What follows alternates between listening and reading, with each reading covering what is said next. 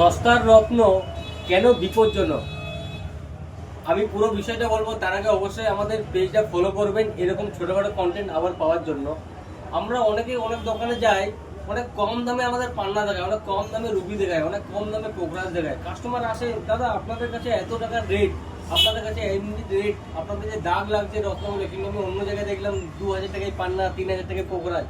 Actually সত্যিটা আপনাদেরকে বলছি, কম দামি রত্ন মানে সেখানে আপনার কালার ট্রিটমেন্ট আসবে, কম দামি রত্ন মানে সেখানে আপনার গ্লাস ফিল আসবে, কম দামি রত্ন মানে সেটা আপনার কাঁচও হতে পারে।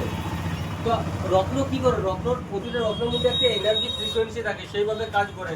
কম দামি রত্নের মধ্যে বা ডুপ্লিকেট রত্নের মধ্যে কোনো এনার্জি ফ্রিকোয়েন্সি থাকে না। সেটা আপনি যদি হাতের মধ্যে পরে থাকেন, আপনার সেই ভালো গ্রহটাকেও একটা খারাপ এনার্জি প্রোভাইড করবে, ফলে আপনার সেই একটা খারাপ দিক ছড়াবে, আপনার মাথা ভার হবে, আপনার কাজ আটকে যাবে, নানা রকম প্রবলেম হবে।